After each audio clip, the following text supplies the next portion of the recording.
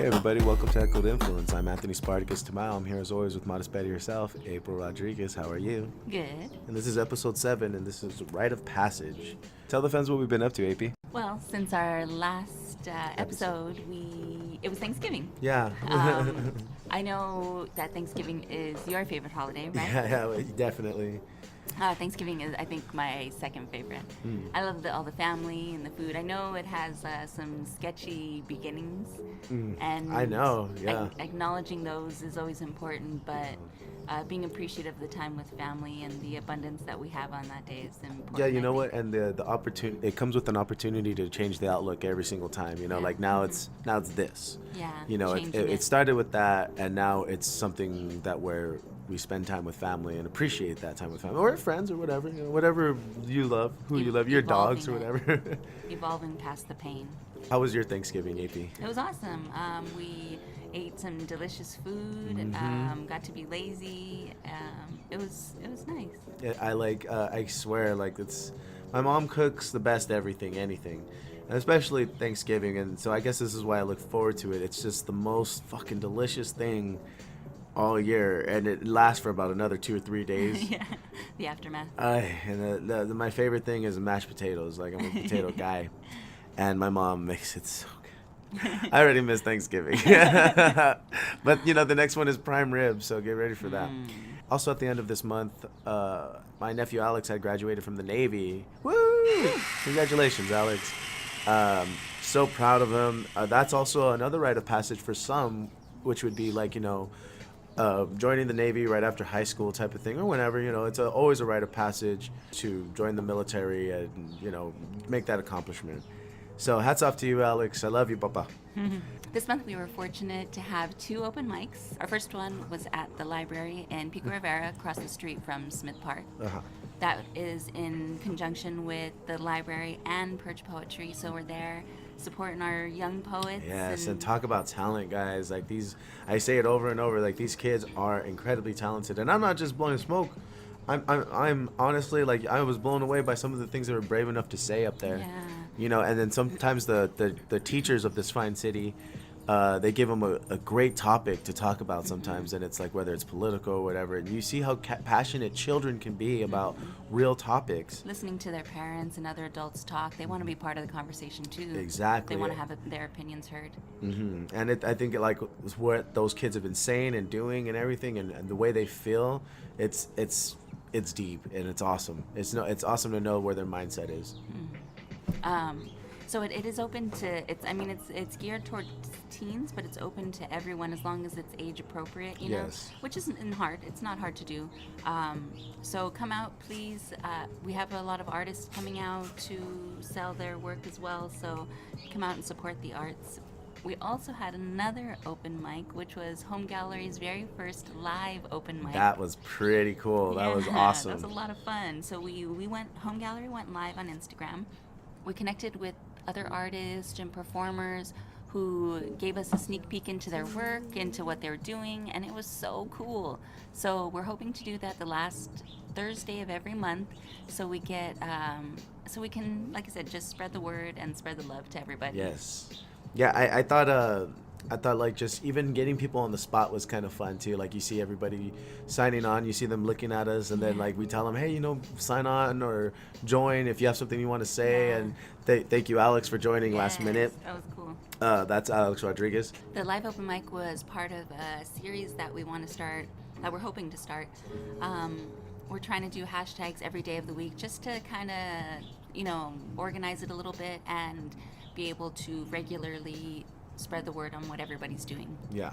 Get everyone connected. And I think that's an awesome way. Like that's an awesome way to show off from your house. Like you don't have to get up on Yes. stage. You don't have to go anywhere. Just show off. Rob Art, like he was showing off like his painting skills and his spray painting skills. It was amazing. And so like if you want to just show off, you know, that's a place to do it. We've also been just working our butts off completely, like, you know, with the Ludus, with my massage, and April's tarot reading, her getting her yoga business off the ground, and us getting our Villa Wellness Center off the ground. It's all coming together, guys, and can't wait to present that stuff to you. Yeah, I'm excited. We wanted to open up with some mutant news. Now, We are watching the news as of late, and we see, mutants trying to head for the border in hopes of solace and asylum, and they're being tear gassed. The young mutants, the child mutants, the women, the men. They're all being treated like animals. Now, you can sit here and you can talk about the laws and the rights and everything. That's for another conversation. But I'm here for the mutants. I'm here for the people who aren't treated right. And this is unfair. This is not like I put life way before any law. And because laws are man-made and life is way more significant than what man can determine. I don't want you to turn from your brothers. There's no reason to do that. There's no reason to turn from human life and not be afraid of what someone else can accomplish in a free land. You shouldn't be afraid of all that. If you're mad at anybody, be mad at your government for not having free healthcare. Be mad at your government for not getting you that job. Don't blame people who are less fortunate than you. It makes you look cowardly, and that's not what this country has ever been about. That I grew up on. When I grew up, I thought this country was built on bravery and people who made sacrifices. And I see the only people who are making sacrifices are these immigrants, and you're hating on them. Now that's ridiculous. I think you should support your brother a lot more. Support life, guys. That's all I'm asking for. With that said, Blue Beetle is in the works for a movie for DC. Now, Blue Beetle is a Hispanic character. And, I know some people are going to be saying that it's to aid the Hispanic agenda or some crap like that. Blue Beetle is a genuinely great character.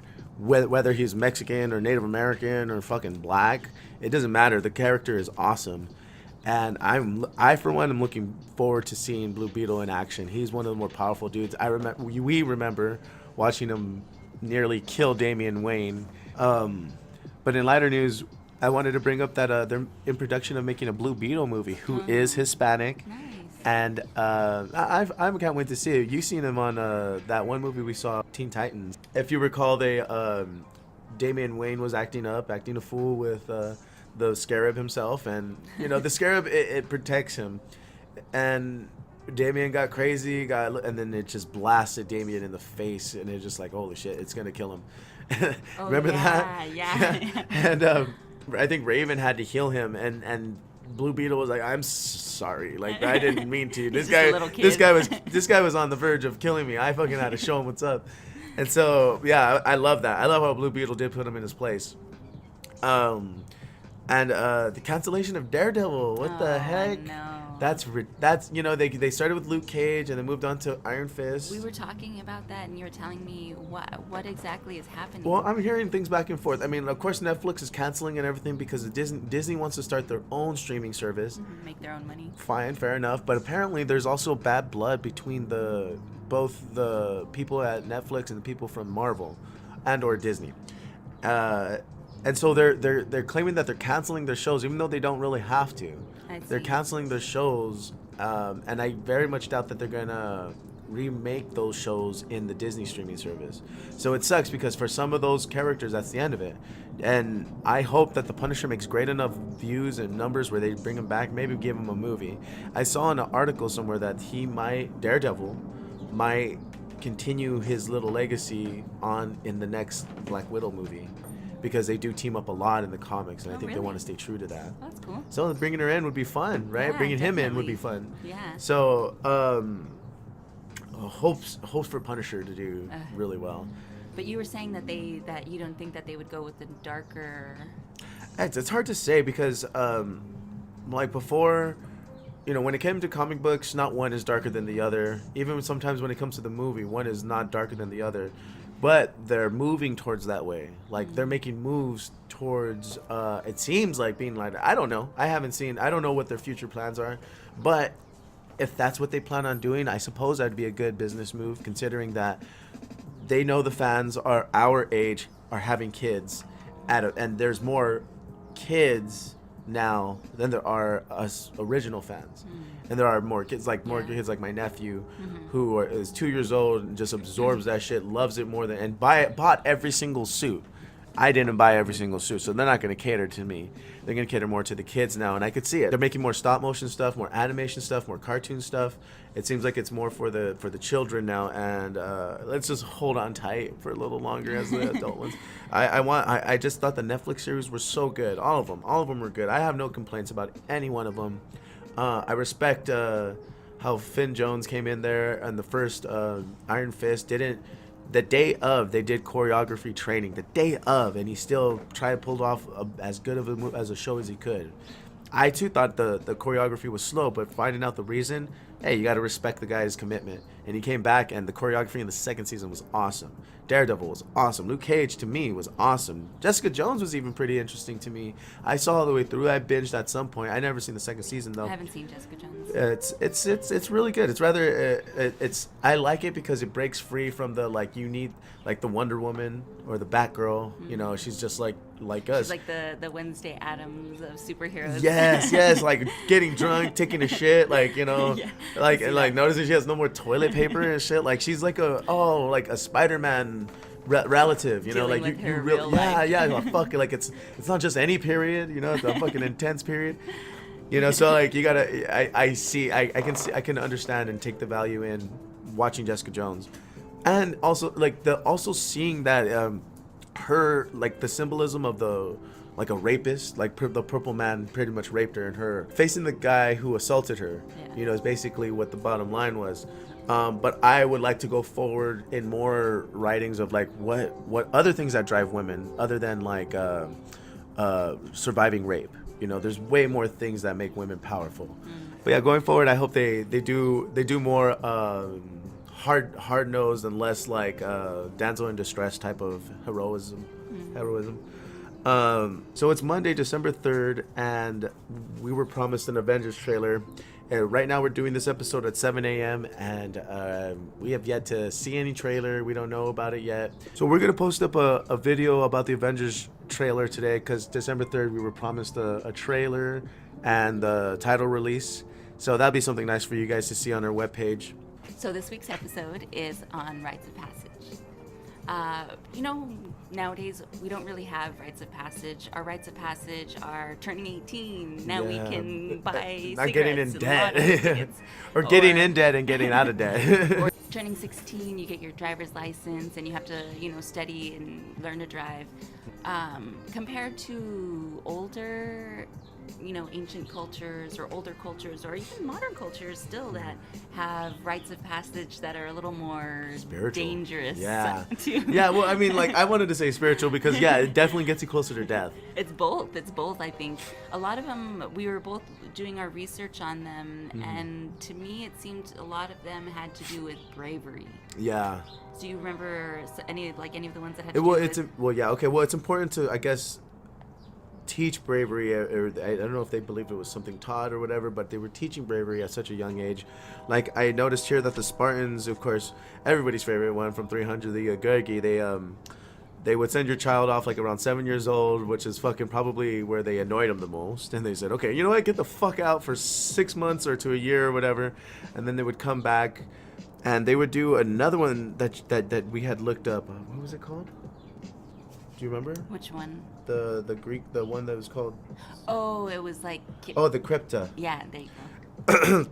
and then from a Gurgi, they would go to the crypta, the cryptea, and basically it was they would go and kill slaves, and for practice, it would seem hunt slaves without trying not to be detected and come back, and then they can get married. Yeah, and then they could get married and stuff, which is they left that part out in 300. There's something that's just like a Gurgi from the Aborigine. It's called the Aborigine Walkabout, and it's similar. The kid, they send him out at between 7 and 10, I believe it is, and it's for 6 months, and they come back, and then they consider themselves men.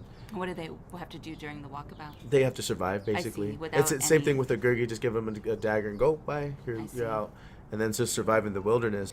A lot of them seemed like pain was a big factor for most of these. Yeah, like how brave are you? Oh, I'm brave enough to sharpen my teeth. Mentaiwa, there teeth was sharpening. the Native Americans that had the hooks, and then I saw that one. They said that they put these sticks inside you, like they just hanging like hooks, right? And then once they let you down from the actual hooks that were holding you up, that you would run around in a circle around the people of your tribe, and they would pull them out. But God.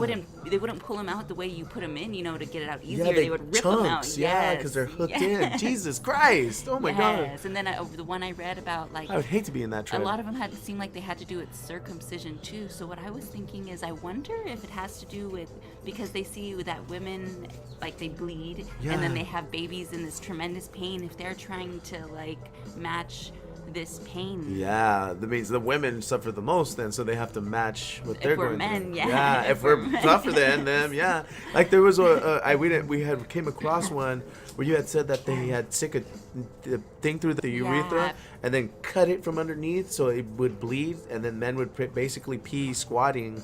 And then so it helps them sympathize with the women of their tribe, something that seems to be lost and not respected. Even among these tribes, though they were brutal, they were very respectable of animals and the environment around them. So it seems like the more brutal the culture, the more appreciation they have for the life around them. In some cases, because they feel the pain that they would inflict on others. Yeah, and that's what I dig about Native Americans. Like they didn't really stop hunting because they know they wanted to eat it too, but they would eat just vegetables too, because sometimes they wouldn't get that meat. But when they would get that deer, you couldn't help but respect its ability to evade you as a hunter. So they would pray and tell him that thank you, brother, not just animal or thing or whatever. Thank you, brother, we thank you for your speed, for your strength, for your bravery, all that stuff. And then you eat them because it gives you respect. At least that I wouldn't mind. Like, go ahead and kill you for your bacon, whatever, but respect the animal, respect it for what it is about to give you, and everything. Don't just brutal, because that's ultimately what would separate us from the less progressive thinking animal. A lion doesn't really appreciate what he's eating. He's just a fucking brute. We're not trying to be that anymore. We're trying to find the balance of it, and the balance is to appreciate your fucking fellow animal. Whether it's your actual human brother or your brother that is the wolf, whatever. Not all of these rituals were brutal and harsh, though. You had found one, and what you want to tell me a little bit about that one now? It was the area ceremony. I believe it was in Nigeria, and they believed that the women that in their childhood, their bond with the water spirits, it was more like a relationship, and it's strongest at childhood. Had an outlet, without it applying to a physical human, they give it to the water. You know what? I don't know. I see a lot of, like, when it comes to feminine symbolism, it's either water or the moon or the light or the night sky. Yeah. It's something so comforting about that. I do like standing under a warm shower for a long time. See, and so what they would do when it becomes their time, when it's their time to become a woman and everything, when they become of age, they begin to sing for days on end towards the water and everything, as if it's like a breakup. It's their final time together. Yeah, before they're saved by a man from their tribe. It's kind of like picking your almost like Sleeping Beauty. Yeah. And it's like picking your mate that way, So and I guess for the males, it's like they're picking the woman who sings most beautiful to them. Okay, so I have to stop here and ask. I have to have a would you rather. So, we haven't had one in a long time. So would you rather? Speaking of would you rather and rites of passage, would you rather participate in an African lion hunt with only a spear? Remember, you only have a spear. Or would you rather do the rite of passage of the bullet ant glove of Brazil? I saw those bullet ants. What did you see it on? Holy shit! Like when we were researching it on the History Channel wasn't it on Wild Boys too? Yes. Oh my god. Okay, so it's like a flimsy ass. It's a glove that's made out of what seems to be palm. Like they're like intertwined. These ants are fucking gigantic. They're let me see. So they're about the size of a potato bug, and their bites, I think about 50 of them can kill you. 50 bites from a bullet ant will kill you or something like that. So you wearing the glove is putting you in that danger. And I don't know how long you have to wear it. Yeah. A day? I think it's for 10 minutes. 10 minutes? Yeah, but it said like it like paralyzes your arm. Like one bite can like paralyze your arm. God. So they said that they're like often in pain and Oh, like convulsing for like a day or so. Or hunt an African lion with a spear. You know, I mean, I don't know about you, but I think I'd probably do the bullet ant because it's like, I know I can probably survive through that. It's gonna suck and it's gonna be painful, but I don't know if I can survive being swatted by a lion. Yeah. I was leaning towards the lion hunt because not because it makes me badass or anything, but because it seems like it could happen without pain. It could. But if I lose my spear and that lion gets my ass and he figures like, hey, this motherfucker's trying to kill me, and one of two things are gonna happen. I'm gonna be too much of a fucking pussy to put that spear in his neck because I'm a majestic animal. Like, and for some reason I feel like I could do it to a human if you ask me to. Like, do that rapist. But a lion, I don't think I could. So yeah, I think I'd have to go with the bullet ant glove in Brazil, like, and just take it, and then I will fucking see. At that point, I'm ready to burn those fucking ants. Get off me! No, I don't care about their feelings. So rites of passage can happen at any age to anyone. You know, they happen in different ages, but some of us or some characters and some people go through them early on in life. Mm-hmm. Are there any characters in the comic book world that come to mind when we say that? You know what? I'm not the biggest Dragon Ball Z character, but I enjoy the show. And there was this one, his name was Trunks, and like at this point, they had alternate futures type of thing. So what had happened in this particular in this world, these androids basically killed all the badasses, and Trunks is the last Saiyan, and he's young, like he doesn't have his mom. Everybody's pretty much dead, and they're just seeking out more people to fucking hunt. They're just killing everybody. And Trunks, he has a sword, and he's like one of the younger people to turn Super Saiyan. And so he had to do that because these androids are unstoppable. And so even then, like, they were still unstoppable, where he had to travel back in time again to stop them at an earlier time. So he did like a little Terminator thing also. But he was a young kid. He was a kid, and his father was Vegeta, which is my favorite character. He has this attitude. And Trunks, when he goes back and everything, and they find out that Vegeta's his dad, they go, oh, that makes sense, because every time he has a fucking attitude, they go, oh, that's Vegeta in you. That's the Vegeta. And he came back to a time, I believe, when Vegeta was dead, and so he was already having that attitude. He was like hoping to meet his dad and shit. So I see. And then with the same universe, like Gohan and like Gohan was Goku's son, and he was trained by Piccolo, which is one of his rivals. You know, but he taught him how to fight, and there's like fucking dinosaurs on this planet, and the kid's like freaking the fuck out, right? He's a little lad, and he's like in this like what seems to be a savage ass land. Sounds like Rick and Morty. yeah. Oh my god, yes. Like that kid had Morty face the whole time, like like oh, he had this fucking tail, and so what the tail represents, like every full moon they turn into these big giant, what looks to be like gorillas. Big gorillas with teeth, and they shoot beams of energy out of their mouths and stuff. They're powerful and unstoppable, Hulk-like, you know. And so like, until they calm back down, you know. When that happened to Piccolo, he's like, holy fuck, this kid is way more powerful than I thought. Rips his tail off and shit, and so he doesn't turn back into it. And then he trains him, and then he becomes like one of the younger Saiyans, one of the more powerful dudes. How about you, AP? Do you have anything for as far as examples? Yeah, when I think of young characters who had to go through rites of passage, the first one I think of is Aang from Avatar: The Last Airbender. He was like a young monk who he pretty much had the weight of saving the world on his shoulders. He didn't really know how or know why, or just knew that he was the one who had to do it. Kind of like Neo, but younger. And so he has to have his child outlet, I'm assuming. Yeah, so he has to travel. I'm pretty sure he has to travel to these different places before it's going to happen. And so he goes, And, along the way, he has to face all these challenges, and, he has to grow up and be mature and be this spiritual, leader, the savior of the world.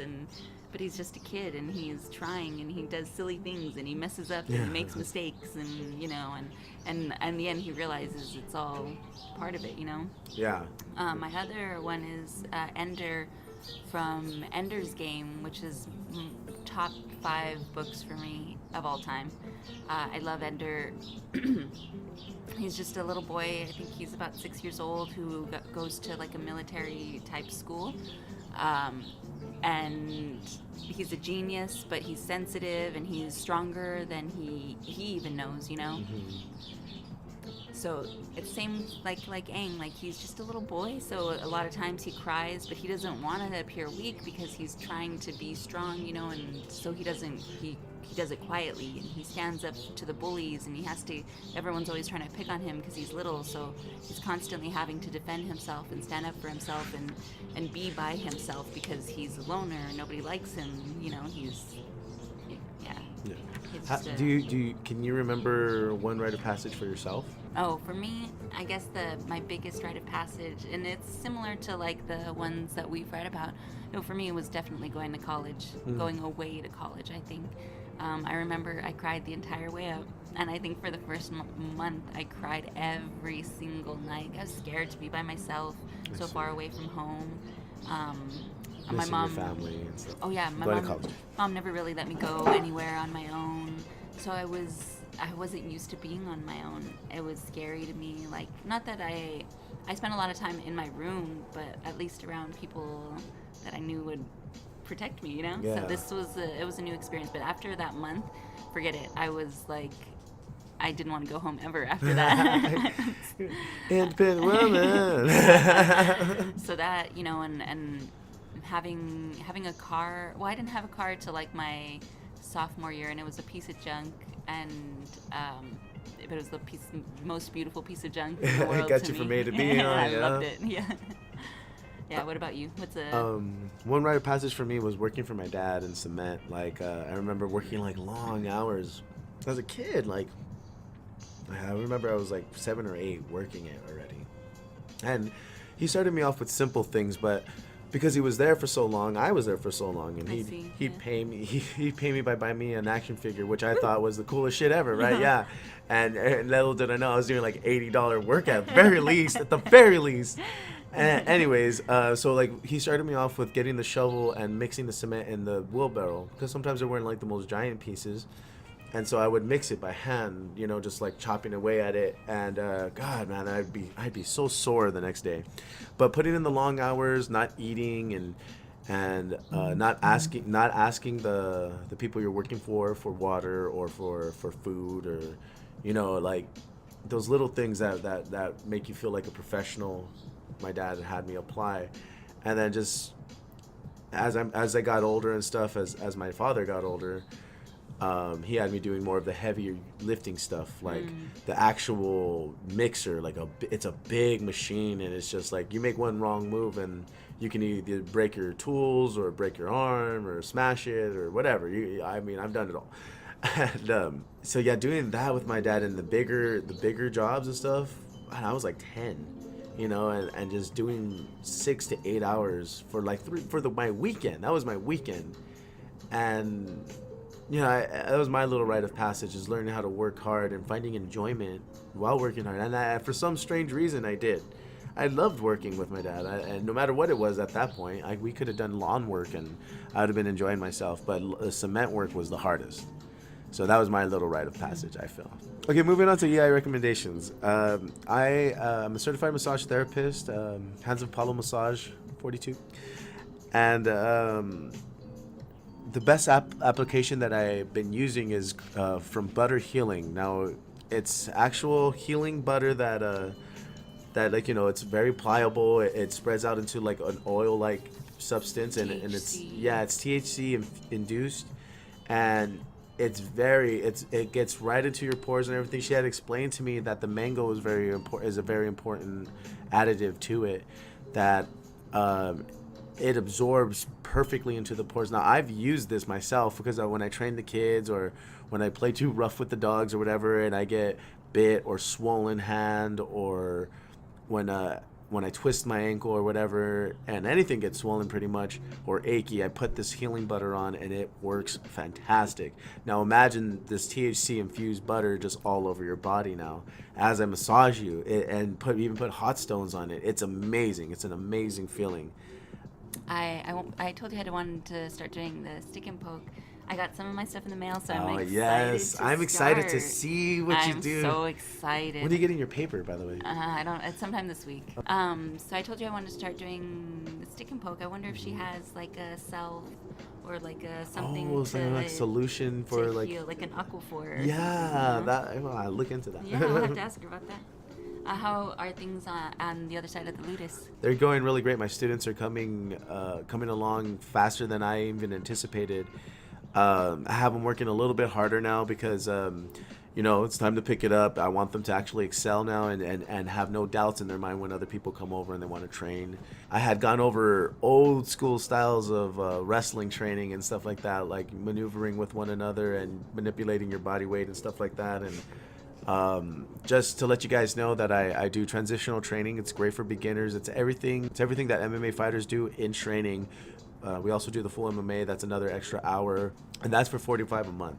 And also, I also have a youth training. It's called Rascal Rebels, and they're for kids for ages 6 and up. And I also teach them some basic motor skill functions and some basic wrestling skills, basic boxing, and basic balancing skills.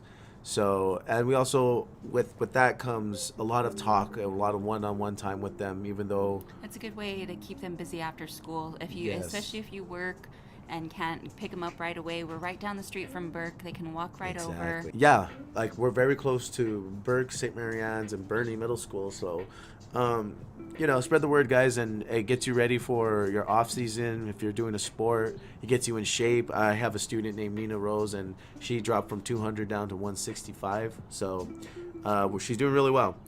So be on the lookout for us on the Ludus 42. How are the readings going, AP? Good. I have my readings online. So if you're looking for spiritual advice from a girl who has her bachelor's in psychology and a strong love for spirituality and learning, come to me and I'll help you shift your perspective. Nice. That's a lot of what I do, is help you see the world the way you want to see it and help you attain it. Nice. So if you're looking for help with that, it's none of that. I don't really promote the the spirit world is coming through. For me, it's more of an energy. And then the lights shut off out of nowhere. Yeah. For me, it's more about the healing and the loving and all that. So if you're interested in that, and self-revealing and stuff like that, it's very cool. The psychology, I love it. That's why my name is Young Mystic, like Carl Jung. He was a psychologist who was really into the occult and astrology and things like that. So it's a mix of that and how to me it feels like it's just the unknown part of psychology. I see. We just don't know about it yet. So we're delving in. Like I delve into it to explore it more. I see. So if you're interested in that, if you're interested in hidden and all that, come book a reading through my Etsy, or you can still come and book a one-on-one reading with me. And like I said, I'm also going to be doing Steak and Poke soon. So yes, guys. Yes, and she's an amazing artist as is. Like if you see her art on her private page on Modest Betty, she has like just amazing art, and you would see it and go, damn, I think I want that as a tattoo. People have said that so many times. So here she is. She's about to do it. So here's your chance, guys, to get some of that art tattooed on your body. I know I am. Also, I just want to say, be on the lookout. She's about to do a yoga class soon too. So be ready for that. We're sorting everything out. We're starting our wellness center. So be on the lookout for that as well. So now we're moving on to our final segment of today, the Rumble. Today in one corner we have Marvel's Miles Morales, who is the 2011 Spider-Man, and he's taking on Tim Drake, who's in 1989 first appeared in for Batman. He was one of Batman's Robins. Now, starting with Tim Drake. Tim Drake is a guy who, as a kid, he was one of the few guys to steal the wheels off the Batmobile. He was already like skilled in evasive tactics and stuff like that, and he was very good at gadgetry as a child. You know, think of him as like as someone who is like kind of like a Peter Parker, I would say. Like he's very good gadget wise, and he's very good maneuverable wise. And so once he went under Batman's training, all it did was focus him up. Now, what I do like about this particular Robin is that he's taken the sidekick that is Robin and made him more into a hero. Made him more into like his own hero. Like he took Robin and detached him from sidekick. Like, he was able to do things without Batman. With he was looked at more as a partner than he was a sidekick. So that was good for him. He also works that bow staff. He's awesome actually. As for Miles Morales, he was just a student, pretty much like Peter Parker. And in this universe, his uncle was the Prowler, who was a career criminal. He looked up to his uncle though very much. And the Prowler one night, he was in a doctor's laboratory who had manufactured Peter Parker's blood after his death. Peter Parker's death. He had manufactured his blood into like these other superior spiders, these spiders that were mutated. And so the Prowler, he went to go steal something from this laboratory, successfully did it, left, and then changed and everything. And then on his duffel bag, one of those spiders escaped and were on the duffel bag. And when Miles went to go visit his uncle, he got bit by one of those spiders, which started to change him and everything, and now he's that Spider-Man. And he was also rocking the same colors as Spider-Man, but other critics felt it was in distaste that he was rocking the same colors as Spider-Man himself, because after they all knew he was dead. So that's why Miles Morales went black and red. I see. And he came into his own, and then he became Spider-Man in this universe. He was the Spider-Man, which was really cool. His hardship that he has to overcome is with his father. His father doesn't like heroes, he doesn't like the Avengers. He's a cop, and he feels like that all that stuff should be in the hands of the cops, and when it doesn't, other people die, and it's ridiculous, and so many people die from the police. But then when he finds out that Miles is actually a superhero, he's Spider-Man, he like kind of rejects him, and then his father passes away. With that, it leaves that did my father hate me type of thing, and of course not, but he battles with that every single day, because he never got to hear it last from his father, so it's really tough. His story is pretty sad. So, but other from the sadness and everything, Miles Morales has beaten guys like Green Goblin, the Rhino, Electro, Kingpin. What are his skills? Same as Spider-Man. Spidey sense. He's technologically wise. So he has like a lot of gadgets. Yeah, he's anxious. He's very jittery. When he comes to, then he becomes very comfortable as Spider-Man, of course.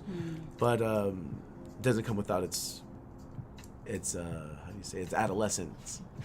So off the top of my head, between these two guys, like I love Tim Drake. I like him. I don't see one.